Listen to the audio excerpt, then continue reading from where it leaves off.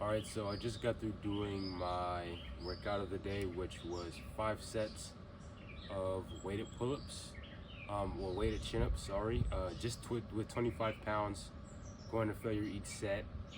And I am fasted. I'm currently doing an extended fast, 72 hours, so that's 3 days of no solid food, basically.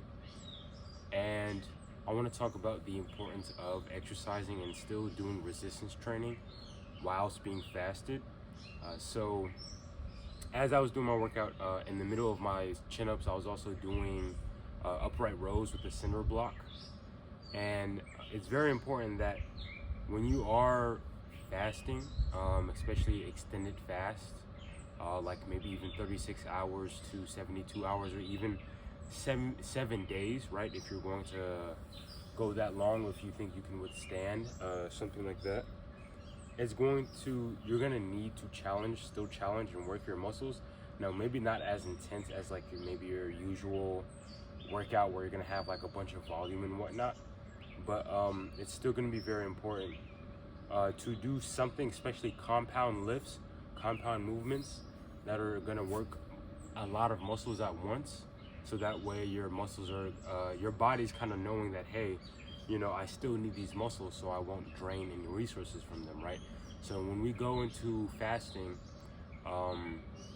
and we deplete basically our glucose or glycogen resources, right, that which we get from most foods that we eat, we're going to go into a state of ketosis, and that's going to derive us from drawing our energy from our body fat that we have stored up.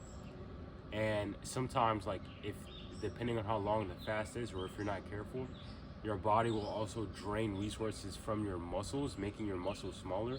So basically you go into a state, your body becomes catabolic, which is basically your body eating away at your muscles in order to sustain itself. But if you just do resistance training, right, still challenging the muscles, basically letting the body know that these are still in use, then you will keep your muscle. Of course, if you're gonna do an extended fast like me, like 72 days, of course you're gonna lose weight, but it's like you're not going to, the amount of muscle that you lose won't be such a major detriment, because again, you're letting your body know, like, I'm still using these, I still need these. And like I said earlier, to do compound exercises, so I'm doing the weighted chin-ups. I did upright rows. Those aren't isolation movements. Those target so many movements. I got my back, my biceps, my forearms, my core to an extent, right? And with the way I was doing the upright rows, I was kind of going into a bit of like hip flexion a little bit, or hip extension, sorry. And then I was like hoisting the weight up, so that got my erector spinae, and then that would get my upper traps and my shoulders, and then it would work my grip and still my biceps as well. Yesterday I did 100 squats and 100 pull-ups, so that was like a full body workout. Of course, the squats get like your glutes, I did Hindu squats, so you're gonna get your calves, your knee joints, your quads, your glutes, and then I did push-ups. So of course you're gonna get your shoulders and your chest and your triceps working. If you feel the need to do something lighter, then go ahead and do so, like just running, just like doing some like light jogging, really, and maybe even some walking, with some elevation. Like if you have access to a treadmill, just doing some elevated walking, which kind of could simulate hiking, which hiking will use a lot of our muscles and challenge our muscles and make us breathe in a very like different, more natural way. Just be careful not to overexert yourself. Know when you feel like, okay, I should take it light, I should take it easy, because technically me doing the 100 push-ups and the 100 squats was me taking it easy, especially because the first day when you fast, it's pretty hard, because your body's trying to go from a state of using glucose as its main energy source and then using its ketones as a main energy source. So your body's trying to make that transition. Today during my workout, I knew I was going to be able to push myself, because I didn't feel as like depleted or unenergized as I did yesterday. And people who do keto or carnivore diet, they're gonna have a much easier time going into that state of ketosis, like let's say if they were to do an extended fast, because they're consuming mostly just like fats or animal fats. And then if you're like someone who eats like just a bunch of like rice and, you know, heavy starchy carbs like rice, pasta, bread, oatmeal, stuff like that, cereals, you're going to have a much harder time when it comes to fasting. You might feel like you're gonna pass out, you might feel like you're going to faint, or you might get really dizzy. And that's just because you're becoming, if I can remember correctly, hypoglycemic, which is just your glycogen levels going down and your body not being used to that, right? So if you're going to do an extended fast, like me, I would recommend that you already get used to fasting, right? So like if you're someone who's Muslim and you do fasting during Ramadan, then you're gonna have a much easier time.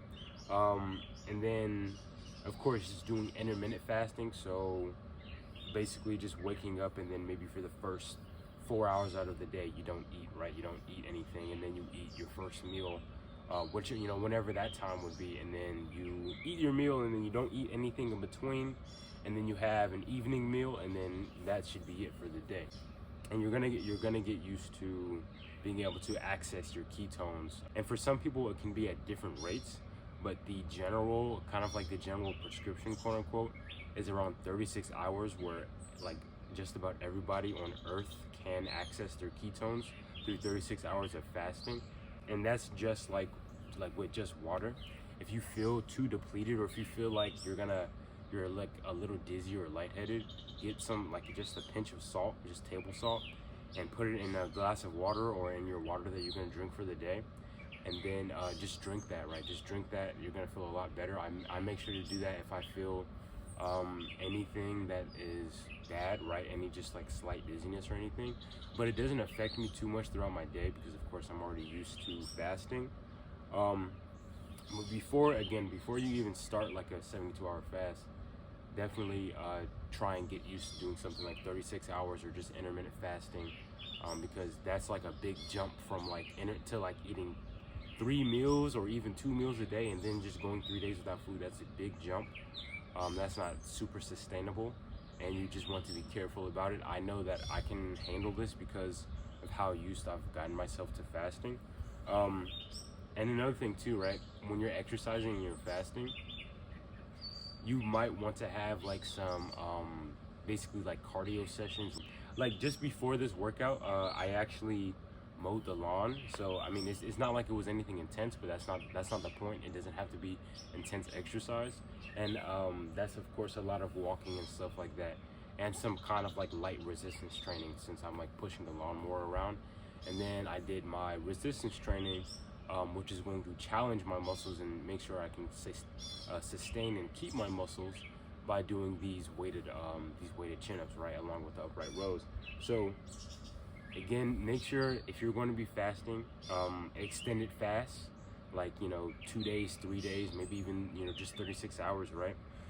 You're going to want to make sure that if you're going to do resistance training on that day, that you are doing compound exercises, right? So you might not be able to do your usual program where, like, you know, you do your compound exercises and then you do your like isolation exercises. As long as you're doing compound exercises, everything is going to stay. You're going to keep everything.